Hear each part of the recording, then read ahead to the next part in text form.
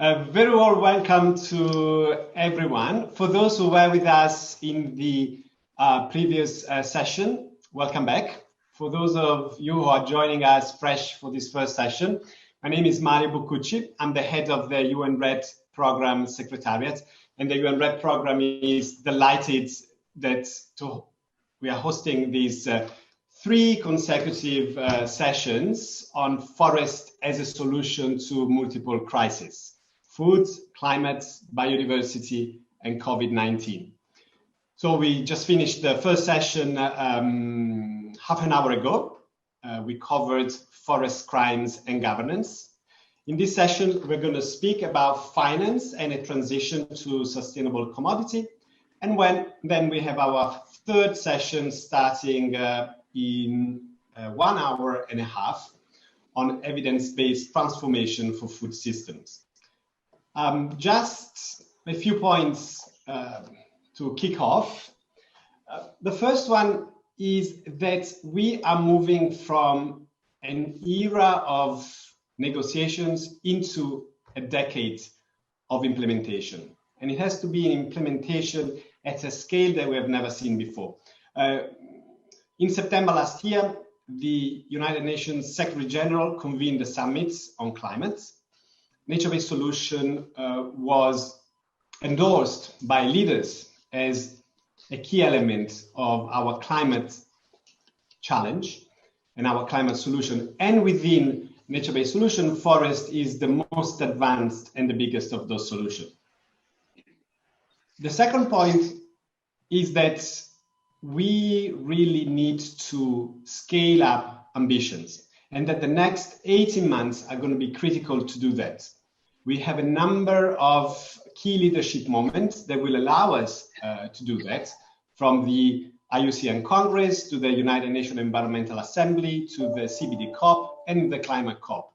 And we're already seeing very strong signal from private sector and finance of their commitment to scale up their investment and their interest in forests. So this panel is going to be very important to do that. My third and final consideration is that, of course, the COVID socio-economic recovery process will make it even more important that the solutions that we put in place in the coming years not only respond to job creation, to relaunching the economies, to improving livelihood, but they do this in a way that also meets the climate and development and biodiversity challenges.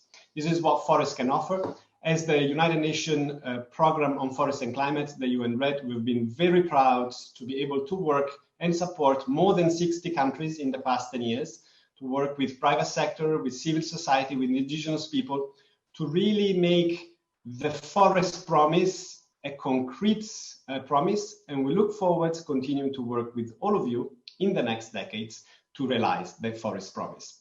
With that, enjoy this panel, and Emelyne, back to you. Thank you, Mario, and hello, everyone. Thank you for joining us. I'm Emelyne Cheney. I'm a Regional Advisor on Forest and Climate Change for Asia Pacific at UNEP, and I'll be your moderator today. So in this session, as Mario already said, we'll be discussing how to transition globally towards deforestation-free commodity production from an economic and financial perspective. We'll be hearing from 2 experts who have both spent many years confronting the realities of land use finance. We have Pan, who is Director International at Climate Kick. And Pan comes from a career in impact investing and venture capital in the agri-tech and agri-food sectors. And Ivo Mulder, who is the head of UNEP's Climate Finance Unit, and also leads on private sector engagement within the UNEP program. So I'll moderate a discussion between Pan and Ivo, allowing them to bounce off each other's idea, because you'll see that they come from slightly different perspectives. But I will also would like to give you, the audience, the opportunity to ask them some questions, and also to challenge them if you disagree with what they're saying. So we have colleagues monitoring the chat. Please do engage with it. Also send your questions through the Q&A function on Wova. You can also upvote questions that you find interesting, you'd like to see covered. we'll be keeping an eye on this, and I'll, whenever we see a good question, I'll try to send it towards Ivo and Ban for answering. I also would like to encourage you to tweet using the hashtags GLF Bonn 2020 and Better with Forests. Okay, so this being done, let's get started. I guess it's always striking to me to note that most of the deforestation occurring today is actually due to the production of 3 agricultural commodities, just 3, beef, palm oil, and soy. And we know that it's possible to produce these commodities without converting new land and putting so much pressure on ecosystems more generally. And this, of course, has been the topic of many discussions in the last few days during this conference. The UNEP program and UNEP in particular have been looking at the economics of sustainable commodity production to better understand the business case behind it and also the financial incentives that are required to transition towards these new production models. So to set the scene for this session, I'd like to show you a 2-minute video on some of the work we're doing in Costa Rica.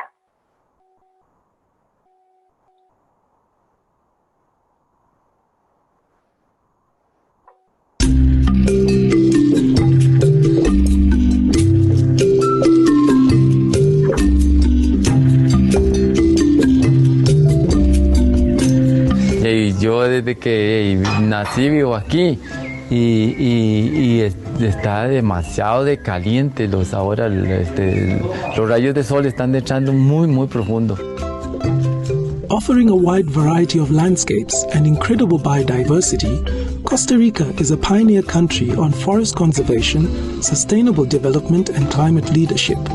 Despite having almost 30% of the country in protected areas, unsustainable cattle ranching and agriculture continue to exert pressure on forests. Mucha de la deforestación que se dio en todo el litoral pacífico, particularmente, ¿verdad?, se dio por la extensión de los cultivos tradicionales y en mucho también por la ganadería extensiva.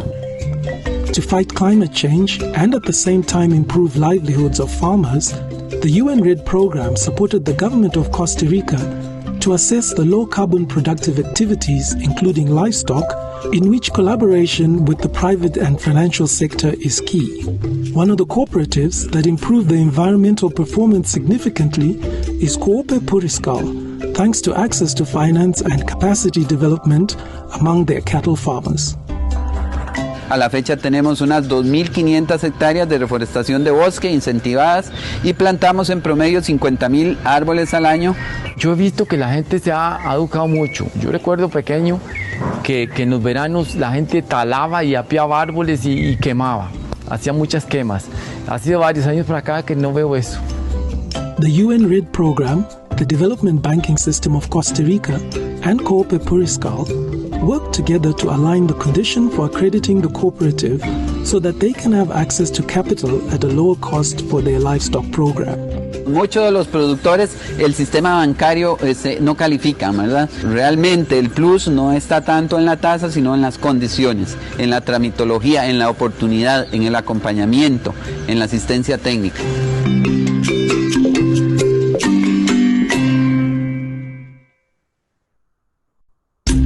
Thank you. So, the video is starting again. Okay. No, okay. Thank you very much.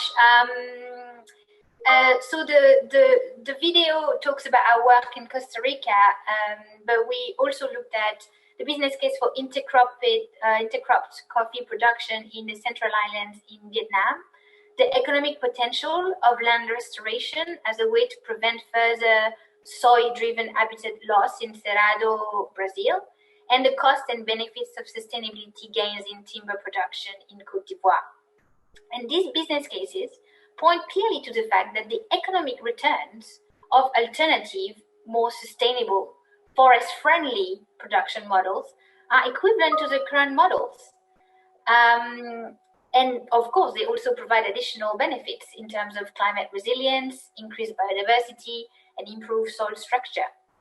And these additional environmental benefits can even contribute to the economic profitability of the production models. for instance, by reducing the need for irrigation or agricultural inputs. And this in turn, of course, translates towards improved livelihoods for local producers. So there is a virtuous cycle here to tap into. And although there are plenty of sustainable production models making business sense, they are still far from being the norm. And that's what we'll discuss with our experts. We'll try to understand some of the reasons why and what can be done, especially the financial sector. Before we hear from Ivo and Pan, I'm sure you really want to hear from them. I'd like to quickly test the level of optimism in the virtual room by running a poll. So it should appear on your screen now. I'm hoping you're acquainted with the process. You have to go on slido.com. It can also be slide.do. Both work. Please enter the code GLF Bonn 2020 and look for our session, which is called Challenging Conversation, Finance and the Transition to Sustainable Commodity Production. So go to Slido, type the code GLF Bonn 2020 and find our session, which is called Challenging Conversation, Finance and the Transition to Sustainable Commodity Production. Oh, actually, I'm being told, our session is called UN Red, sorry. So please look for the UN Red session.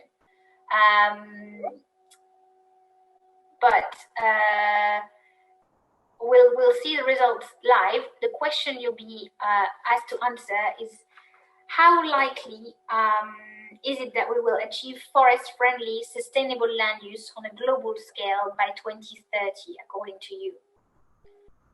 So let's hope.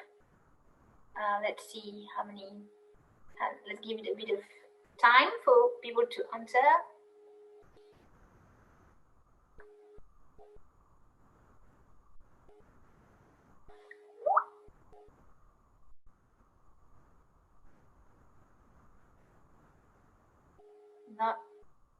Not seeing. See 20 people have voted already. Thank you.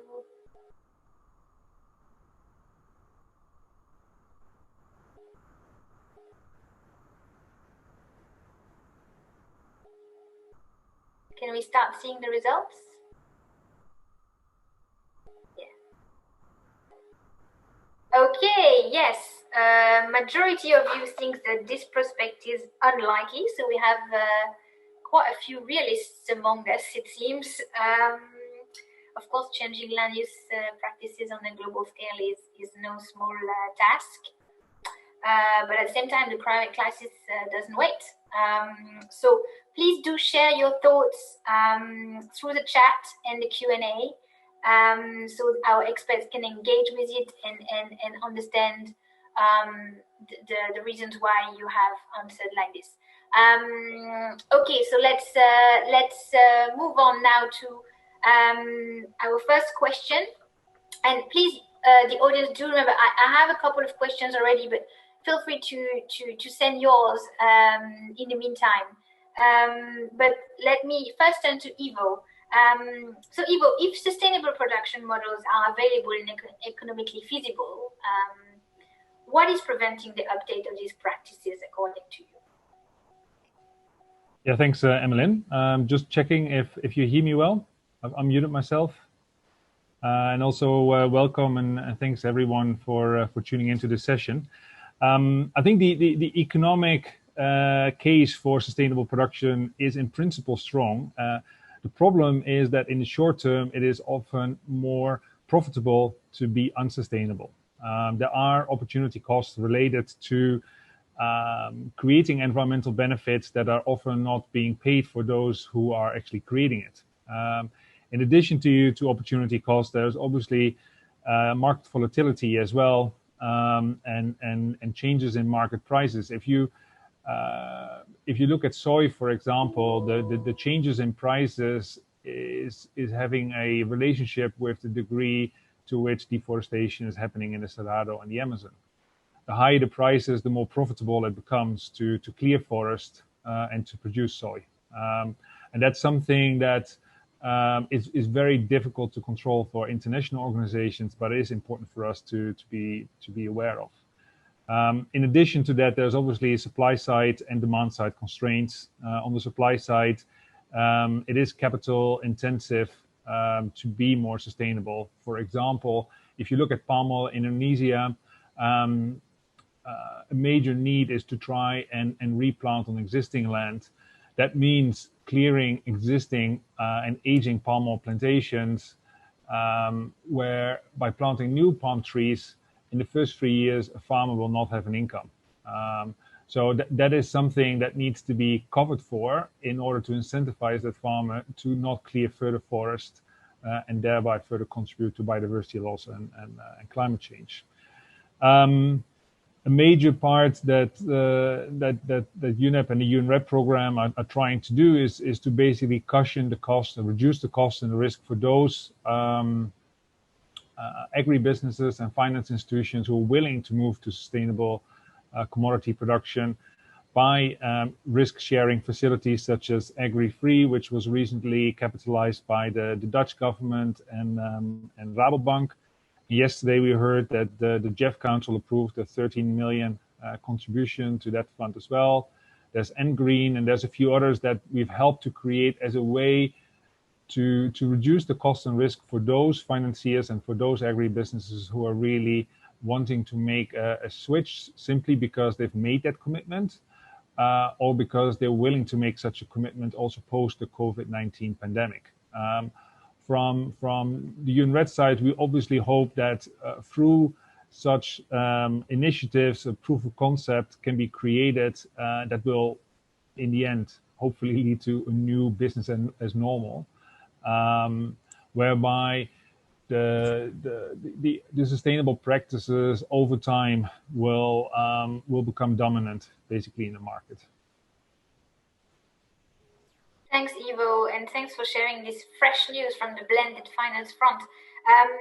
But now I would like to give an opportunity to Ben to respond. And given your experience and background in this field, what role can we expect from the financial sector to play to support this transition towards sustainable agriculture? Do you agree that blended finance is an option, is a realistic prospect?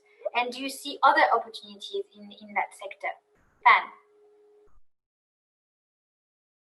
Sorry, you're muted, Pan. Please unmute yourself. Thank you, Emelyne, Ivo. Can you hear me okay? Yes, very well. Okay. Okay. And thanks to everybody who joined the session. Following on what Ivo just mentioned, the barriers, I think, of course, the financial sector or private capital have a huge role in supporting transition towards sustainable agriculture. And it has to, because it would not be possible without the private sector. However, the current blended finance or public-private financing facilities, while they have a huge role to play to support that transition, has a couple of weaknesses. So first, they tend to be skewed toward debt instruments with guarantees that are more interesting for commercial lenders and banks rather than asset managers and impact investors who are looking for more market-oriented solutions. They take a lot of time to structure, including convening the necessary parties together, and the resulting limitation on the size really preclude them from driving operational changes at scale. I think scalability is one of the key challenges of these blended finance facilities. And also many of them, of course, are for emerging markets. So in addition to investment risk, you have geography, political governance risk, and all of that adds to the difficulty of implementing these facilities. Another hurdle, I think, is the need to provide financing to many small local companies, investors or projects and farmers. And I think even though the blended finance, they tend to engage international organizations, founders, investors, the potential for them to identify and meaningfully engage with enough of these small projects make it very difficult to scale and really make material change. And it also, these facilities can be complicated and costly to administer. So organizations end up spending a lot of OpEx to support actually the infrastructure of this financing. And finally, I would say, despite the de-risking public capital, the return is still too low, given the level of risk for many private sector institutional investors, including impact investors, because of all the risks. So that's kind of my my perspective on the weaknesses. So I think, of course, there's potential, and we should be more realistic in how we expect, how quickly and how much we expect business to change, and the shift is happening. But we also need to create, I think, more market-oriented solutions, financing solutions that can really leverage the existing private sector financial architecture, and that has the potential to achieve market returns. And so, there are, I think, some innovative examples that's coming to the market, including, for example, result-based financing, driven by the idea that it's more efficient to pay only for actually delivered results than providing capital upfront and then incurring the cost of monitoring and the risk of the project not achieving results. Another area where we've seen innovation is trade finance, as it's a very mature, historically competitive market with a large investor base already. And there's also a mature global architecture in place to match the financing and companies with goods to sell. I think we should also create solutions where we can better leverage the local financial institutions' capacities in implementing and operationalizing these facilities. Typically, these facilities are structured by investors in developed markets. And not really, working with and engaging the local institutions in implementing them. So I think there's, lots of opportunities now to create blended finance facilities that would improve on the current weaknesses. Thank you so much, Patty. It's very interesting to see the broad area of opportunities indeed that exist in the financial sector go much beyond just blended finance vehicles. But I would like to pick up on one aspect that you mentioned a few times, which is scalability, which is a challenge. I think we all recognize, and after looking at commodity production in a range of different geographies, and in fact we have a question on this also that it's a bit connected. It's about someone from the chat is asking, saying forest friendly and sustainable land use are in some ways some forms of regenerative agriculture, but how do they address the urgent economical needs of smallholder farmers in developing economies? I think this is so I don't know, Ivo, if you want to speak to that, the sort of the economics of commodity production in producing countries. Maybe I can start, and then Pen can correct me if she disagrees or simply adds to some of these points. I think it is quite easy for me, basically sitting here in Geneva, to talk about smallholder farmers. But if I would be a cocoa farmer myself, planting and growing cocoa on 1 hectare, what I care about is basically making an income for me and my family, basically. And climate change is directly impacting potentially me, but what I'm mostly caring about is the day-to-day reality. So what are the market prices, and how can I have access to finance if international organizations, if financiers and major consumer markets find it so important.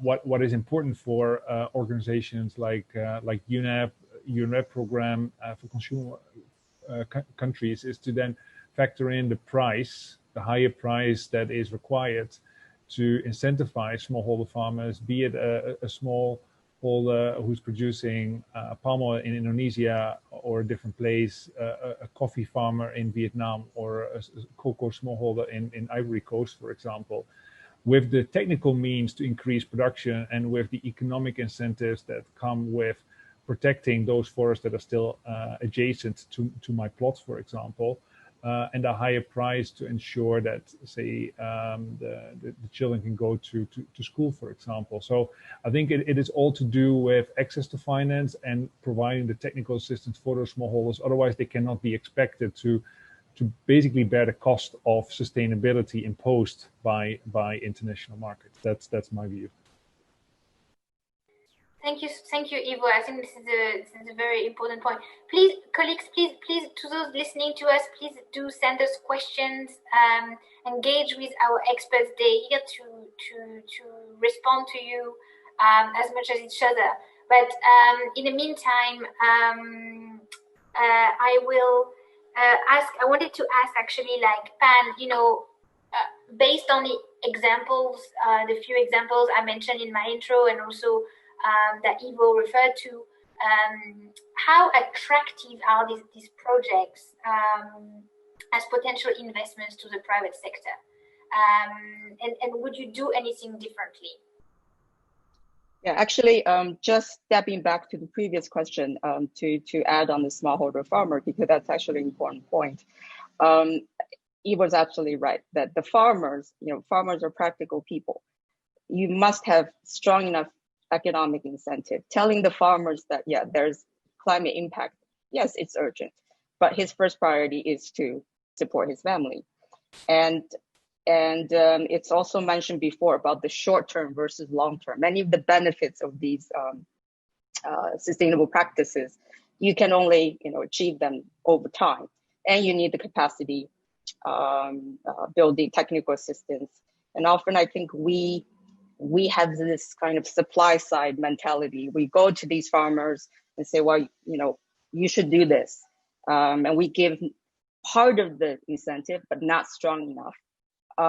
And to them, it's just not worth their time to implement that, because they're looking at very short-term horizons versus long-term.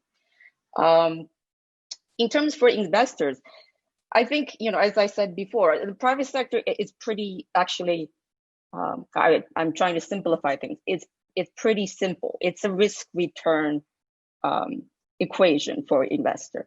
Given a level of risk, they're expecting a given level of return. Now, given the objectives of the investors, obviously the returns differ. But, and I think investors are changing their risk calculus right now to incorporate climate risks, which they haven't before, because we're actually seeing material impact on their businesses. However, given the risks, particularly in emerging markets that we talked about, investment, governance, political, implementation, but these are high risks. And I think investors, there's certain risks that they're familiar with, that they feel they can manage and they can accept. But others, they don't feel so comfortable. So for example, you see large institutional investors buying land, all over the world, in the US, in Brazil, in emerging markets. They're willing to take the risk of price volatility, even that the land, essentially the investment thesis is pretty simple: buy the land, hold it, hopefully to sell it at a higher price, because land is scarce. But what they are not, they're not currently willing to accept is the risk of buying degraded land and then restoring it, foregoing the income that they can get, from productive land. And because they're not familiar with it, they don't know, the return potential. They don't know how that would come out, and I think investors, they don't like unfamiliar things that they know they cannot manage, and so their risk return assessment here is complicated, basically by lack of familiarity with land restoration and in generating an appropriate return eventually. So that's where I think public capital could come in paying for ecosystem services, in providing capacity building, technical assistance, and show that it is possible with public capital for you to achieve the level of return that you desire. Thank you, Pan. I think this notion of risk and how it is perceived in the land use sector by financiers is very important, and is sort of central to what UNRED intends to do with this notion of proof of concept. So Ivo, do you want to say a bit more about this and how we're hoping to make it less risky for the financial sector to invest? Yeah, thanks, Emelyne. It's correct that as Pan was saying, well, first of all, I think there is now some level of awareness by governments that public money needs to be, on the one hand, used from a perspective of results-based payments. And I think the UNRED program and RED Plus in general is trying to do that, is paying for results achieved against a baseline. Second, what I think at least some governments are starting to wake up as well is that if we want to see a similar shift as what we're seeing in the energy space, you need to provide some degree of risk coverage, as Pan was saying, or reducing the cost either in the pre-investment stage or in the investment stage itself, and both on the debt side and on the equity side, in order to basically provide that carrot that reluctant investors might be willing to take. And from the public finance side, they would say, like, why should I use taxpayers' money to incentivize a private financier? So they are interested, like, how little public money do I need to put on the table to crowd in as much private finance as possible? And on the private finance side, they would say, if that carrot isn't strong enough, they will not bite, basically. So that is a really fine line, and it's a difficult line to sort of assess, because if you provide too much money, you basically provide a free lunch. If you provide too little, then nothing is going to happen. And what we see with some of the blended finance vehicles that we've set up or we've supported, such as the Green Fund, the Tropical Landscape Finance Facility, the Agri-Free Fund, and others, is some proof of concept to try and tease out, like, what is the public-private capital ratio, that blended ratio, need to be in such a way that on the public finance side, they know they're not being taken for a ride, that there is some change in the way production takes place, and that on the private finance side, they know that they're being covered, but not to the extent that you can talk about too high government support that is basically disrupting the market. So that is basically the challenge that we're finding ourselves in. But as Pan indicated, and you as well, Emelyne, there is a certain degree of cost, at least at the moment, that needs to be overcome until the moment that the majority of consumers are willing to pay a higher price. And that is where these vehicles will hopefully provide at least some proof of concept. But I would be interested to see what Pan thinks. I would also be interested to hear what those who are on this session think, whether they agree with my reasoning or whether they have additional thoughts on that as well. Thank you. You were actually just sorry. Go ahead. No, go ahead.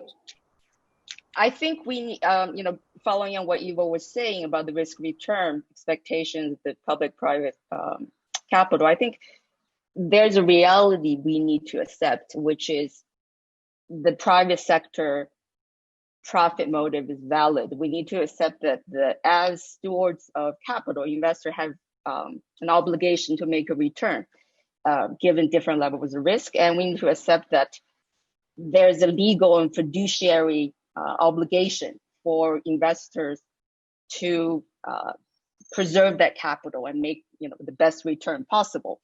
As I said before, now they have started to change their risk calculus to include risks such as climate, biodiversity, which are, I would say, public goods that contribute to their profits, but until now they weren't paying for it, let's say.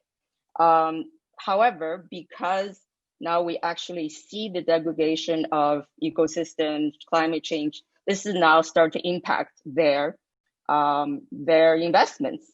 So you can see this increasing efforts to ask companies and investors to disclose their investments in terms of climate risk. And also, I think more investors are accepting the idea that non-financial benefits are a valid component of investment decision making, but still much work need to be done, and that these public good ecosystem services should be properly valued. And the public capital, I know one of the criticism of blended finance that we're subsidizing, let's say, private companies. What they should be doing this anyway. Well, I think it is possible to structure facilities that subsidize mostly, let's say, positive public good outcomes, so environmental, social opportunity creation, rather than the financial subsidization. And we see that the EVO's group has piloted quite a few such facilities. So I think we need to just be clear what private capital investors expect and what public capital investors should do. And I think actually public capital should be taking more risk, bearing more risk, rather than saying, well, the private sector should do that on their own. And oftentimes, even now, public capital is even competing or displacing private capital that where they should be just providing the de-risking. Thanks, Pan. I think these are really useful reflections. We have a question just now. There are a few that I wanted to ask you about the role of corporations, about the need to address consumption and paying premiums, and how can we adjust consumption patterns? So if you and how we can put more pressure on large corporations so that they become more sustainable. So if you want to speak to these in your responses, both of you. But I guess the question right now is, someone in the chat is saying that we hear a lot about microfinance, blended finance. In many supply chains, especially in fisheries and agriculture, there are middlemen who play an important role. Alternative finance mechanism would exclude these people from the system. Isn't this creating additional drivers for job loss, poverty? How can this be mitigated? So I think the people in the chat really want you to stay with the level of the producer. Can you please respond to that? Pan or Ivo, who wants to start? Ivo, do you want to go ahead first? I was just asking if you wanted to go ahead. Yeah, I think it's not an easy question to answer. I think one thing that we need to realize is that any changes that we want to see happening will always lead to changes in the supply chain. So at the moment, because of our globalized nature of the economy, supply chains are very long. I would not be surprised post the COVID-19 pandemic that supply chains would become smaller as more and more people realize that there needs to be a high degree of self-sufficiency. That's only partly answering the questions. It's sort of to say that we live in a constantly changing world, and if we want to move towards more sustainable commodity production systems, we need to look at the added value that each individual, including middlemen, are playing in this. And if it is simply to make use of the arbitrage of price difference between what they can offer a poor farmer and what they can sell it for, then the question is, should not should that middleman actually be there, or should that be a shorter supply chain where the actual producer is receiving a higher price or a fair price for what they're actually being produced, even if it would be at the expense of potentially temporary job losses for middlemen. So what I'm basically saying is that there needs to be an actual added value of that middleman being provided, and if there isn't there, then I'm not sure we should take that potential job loss into account, in my view. Thank you. You raised a again very good point, is that the agri-food value chain is very long. So inevitably, from input from farmers all the way, let's say, to production, to manufacturing of the food. I mean, there are logistics, to retail, to consumer. And I think in developing world, for the three commodity you mentioned, soy, palm oil, beef, they're mostly produced in emerging markets. What's happening is that the farmer seems to bear most of the risk, but the least of the profits. So the value that's incurred is really, disproportionately taken by others. Often, the food companies, it could be middlemen, and that's also why farmers are not willing to invest, because they're taking the biggest risk while getting, the least of the value. So I think blended finance could be structured so that the value, both of the risk and the value sharing along the value chain, could be more evenly distributed. This way, you can still keep an intermediary, because I can understand it's difficult to deal with many small farmers. So traders have to deal with cooperatives and middlemen. But I think if the value created and the risk could be better distributed and then shared by everybody, I think it benefits everyone. And then on the consumer side, just to add, again, I think it's going to be an evolution. I think the millennials seem to be a lot more sustainability minded than the older generations. But I think most consumers still buy things with the price being the biggest determinant. So that's why it's difficult to place a premium on the consumer. Thanks, Pan. Sorry to interrupt you earlier. I just saw a question that I think would be great for you to answer. It's about corporate liability, and it's asking about how important is parent company liability of the subsidiaries operating in developing countries in terms of shifting private investments towards sustainability, sustainable commodity production. And also we have another question. I'll take it later. Let's answer this one, and then I have more coming. But this is good. Thank you.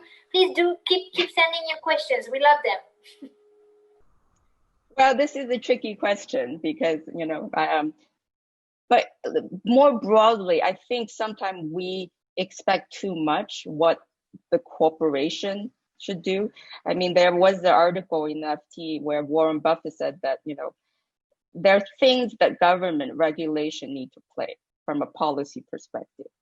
And companies should not be moral arbitrators, of things. I think on the one hand, we see a trend of all these food manufacturers wanting to make their supply chain more sustainable, such as the Unilever, Danone. So they are trying to do that.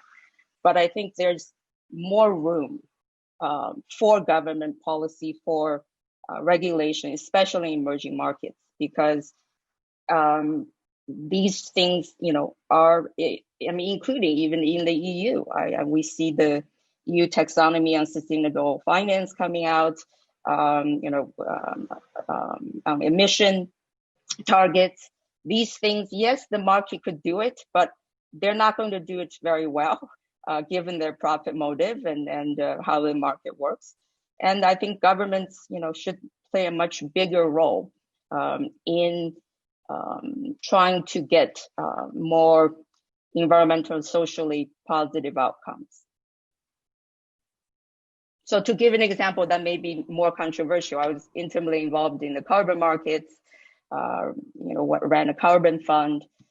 And from what I saw it's far more efficient to just implement a carbon tax, actually, because even though it was a great idea and it proved that investors are willing to pay for environmental assets, if the return was appropriate, the system was so complex and so bureaucratic. A global market could not be created. And all the financial participants, from banks to managers to everybody, was in the market.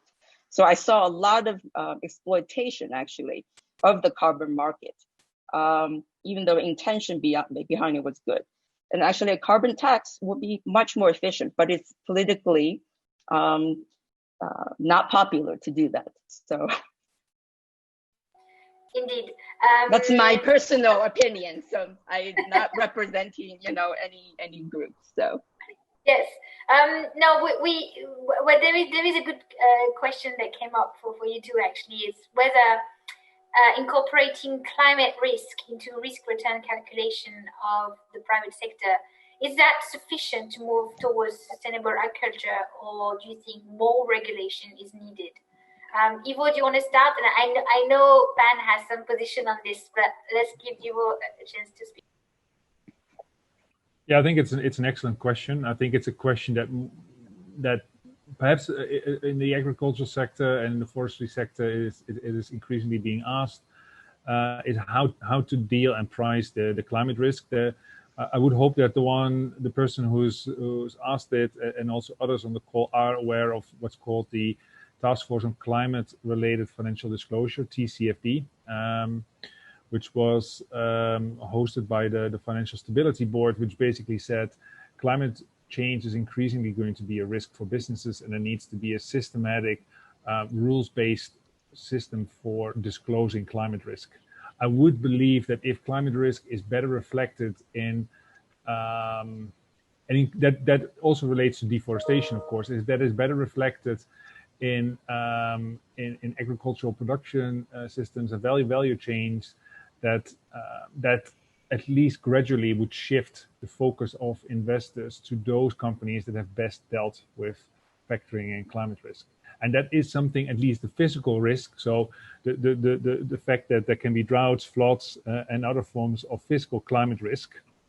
And on the other hand, reputational risk related to dealing with businesses with unethical behavior, that will increasingly be a dominating factor for those investors who are failing to address it. So yes, the answer to is yes. If climate risk is better embedded, it will at least have some beneficial form in moving towards sustainable production systems.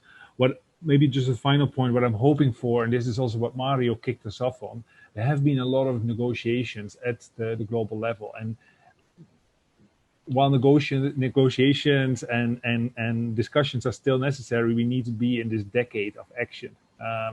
So the sooner that we can embed climate risk, the sooner that we can provide the kinds of incentives, whether it's from a stick, whether it's from a carrot, to the sooner that the food and agricultural system would move towards more sustainable production systems. Pan, let's hear from you, and then I have one last question for you guys, because believe it or not, we're nearly running out of time. But let me give Pan a chance to answer on regulation. So thank you, Emelyne and Ivo. I absolutely agree at this point that climate risk should be incorporated. But I think again here, we're seeing a gradual shift, because there has to be consequences of disclosing risk. What we see now is a lot of I guess you start with disclosure. So we've seen some examples of the TCFD, the Task Force on Climate-Related Financial Disclosure framework being applied. It's very qualitative. Companies would disclose their risk, but what can they do about it? Or what should investors expect them to do? Because just disclosing it is not very meaningful. So I think there has to be consequences or a way to disclose the risk, and then a follow-up to say, okay, we know this is, here's how we're going to address it because of it.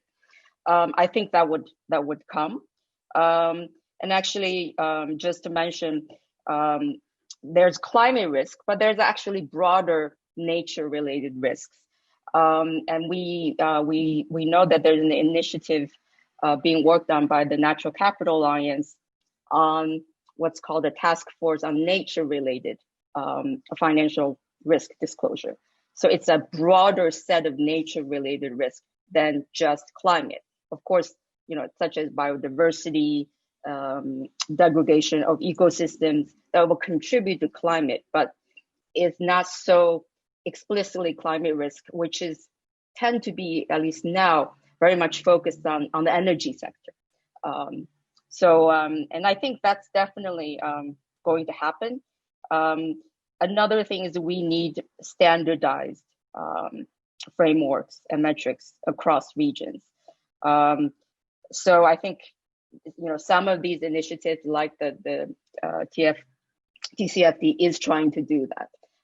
But the more harmonized they are, these risks, the more investors and consumers can judge for themselves how companies do across regions.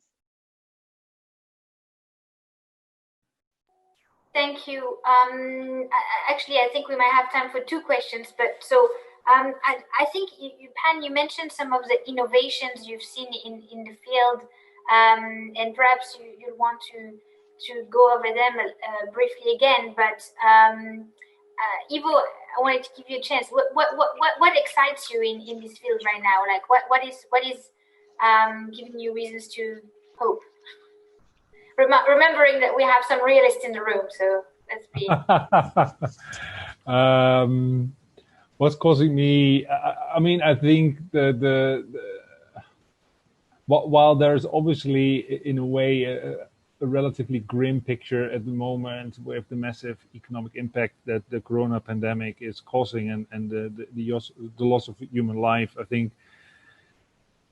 At least mentally, I think and hope, and that's causing me some cause for hope, is that it gives people a reason to pause and say, like, what is my place and what is it that I can do as an individual, as a citizen, as a business executive, as a politician or policymaker, to do things differently after this corona pandemic is at least subsiding a little bit. I don't think it will be away from one day to the next, but my hope is that the nature on the global agenda, the nature protection in people's minds is going to play a bigger role after the corona pandemic has subsided, including what it means for individual consumption behavior. So that's me talking from a personal perspective and obviously also from a professional perspective, but that is what is causing me some hope as well. And we live on hope. Well, we live on hope and faith, I would say.